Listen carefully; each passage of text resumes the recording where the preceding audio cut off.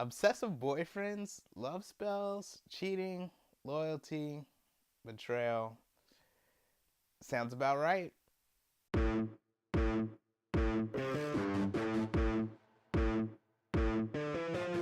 What's going on, everybody? Kevin Sampson, PictureLockShow.com, and woo!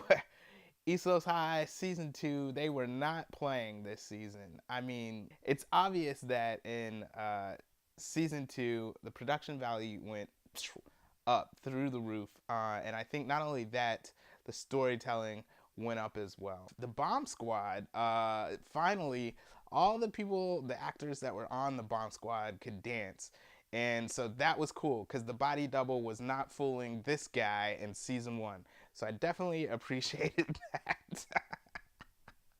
That was funny. But yeah, the Bomb Squad, I mean, the dancing, everything just went up a notch in season 2, and I really enjoyed that.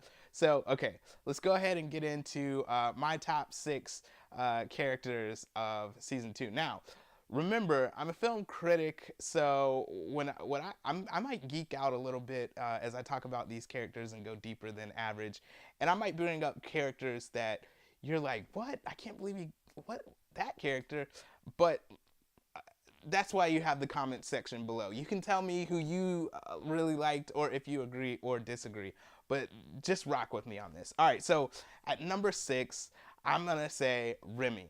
Now, you're like, Remy? Oh, the drug dealer? Yes, the drug dealer. this guy was this guy was pretty smooth. I mean, he wasn't just playing a drug dealer, like he was a drug dealer. Now, I'm not saying that like I know drug dealers. I'm just saying that I bought it, right? So Robert Paul Taylor just made it look easy.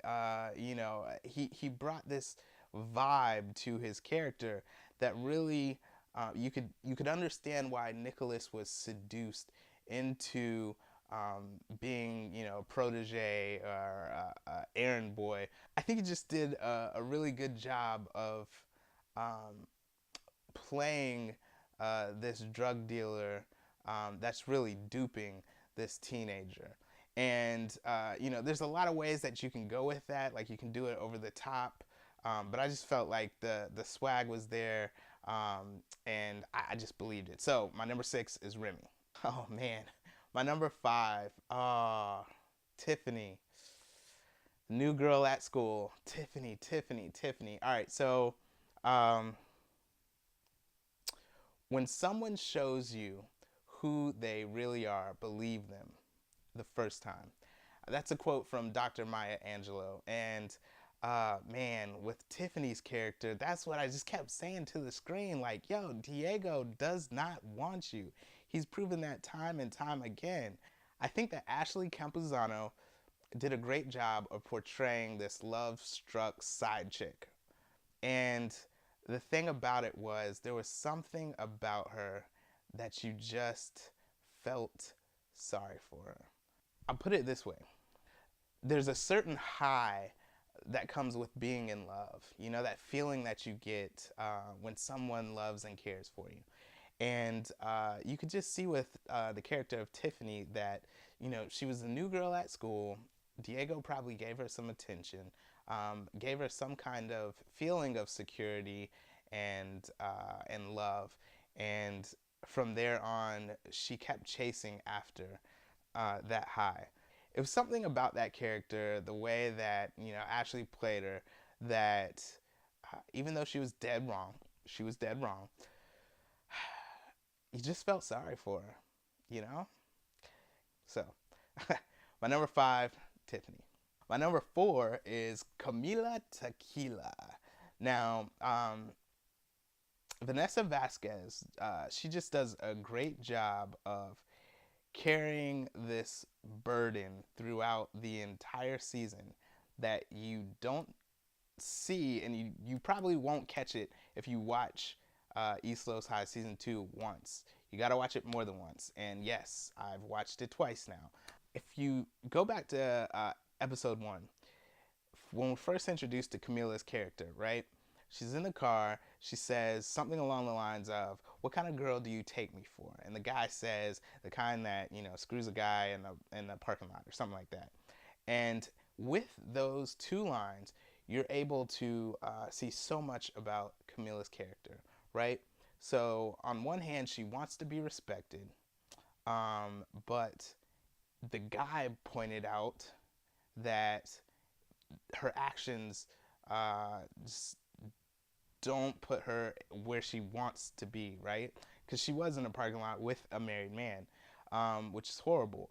Uh, but what Camila was going after is a certain amount of control, right? Because things in the past uh, that were out of her control, which we learn in the final episode, have affected her life in such a way that she's chasing after control and power that was taken away from her I'm assuming like as a young child. In that final episode, everything about Camila, it just totally makes sense. But my number 4, Camila.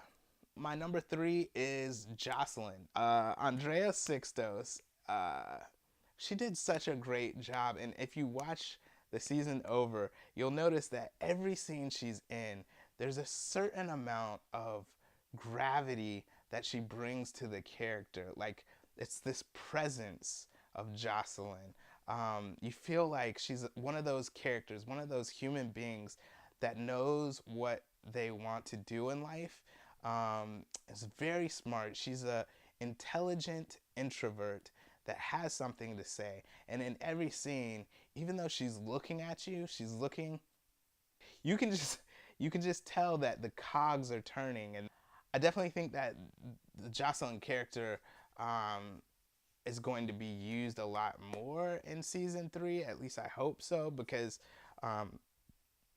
again, she's just a very intriguing character, and I feel like she didn't get all the shine that she should have, but I got a feeling that in season 3 we'll see a lot more of her. So my number 3, Jocelyn. Okay, so my number 2, this is the one you might hate me on, is Pedro. You say he's the abusive boyfriend. Yeah, he was the abusive boyfriend, but here's the deal. I watched, again, the season twice, and at first I wrote him off, but Rene Alvarado, the way that he took on this character, in episode 1, he was the nice guy next door. And I mean, I was watching it and I was like, okay, Ceci, I'm so happy. You got yourself a man. Seems like he's stable. He is providing for you and your daughter. Go ahead, Ceci. I'm proud of you, girl. And then slowly the layers of the onion start to come off. And you're like, okay, this guy, he's a little controlling. Okay, I see where this is going. But by the time it gets there, like, there wasn't just this switch where he flipped. Like, there was a slow ramp. You really got to watch it again. But it's not easy to play a character like that. I don't think so. I mean, it's one of the ugly sides of life, and who really wants to play that character? But you could see how Ceci would fall in love with this guy, not realizing that there is some serious issues going on. And as those issues started to reveal their ugly head, it was kind of too late. And again, to Islos High's credit, they do offer those resources to help people or people that might need help that are in those situations. So definitely check out those resources if you're in a situation like that. But yeah, Pedro was my number 2. I mean, I hated the character. Like, he just, anyway. So number 2, Pedro. So that brings me to number 1, and you know, this is the whole reason that I had to make it 6 instead of 5, because at first I wasn't gonna put this person at number 1, but I had to. Ceci is still the boss. I mean, oh man, Ceci is just such a great character. Man, it's like what I loved about the way that Danielle Vega plays Ceci is that she just wears her heart on her sleeve. And I know that that's written in the script, but it takes an actress, an actor, to pick up the script and read it and then bring it to the screen. And when Ceci is happy, you know she's happy. When Ceci is nervous, you know she's nervous. And the thing about Ceci that I love is that, you know, you can tell that she's trying to do better in life. Having a child has really, again, matured her.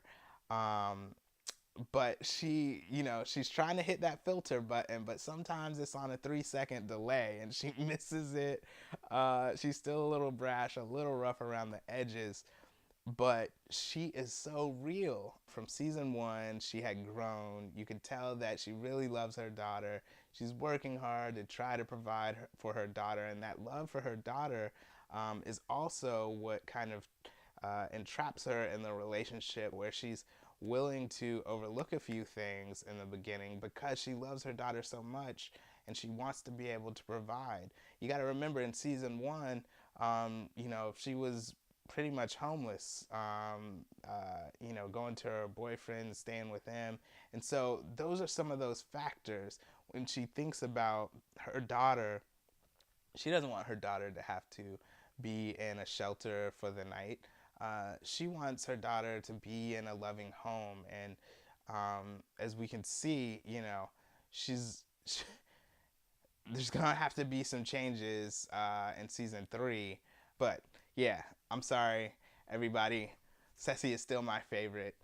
Might not be yours, who knows, but let me know below in the comment section if you agree or disagree. Man, ELH High fans are awesome. Since the first video went out, I've had a couple Twitter conversations and things with you guys, and man, wow, ELH Addicts, you guys are awesome. Make sure you give this a like if you like the video, subscribe right after this, but most importantly, make sure you keep it locked on film.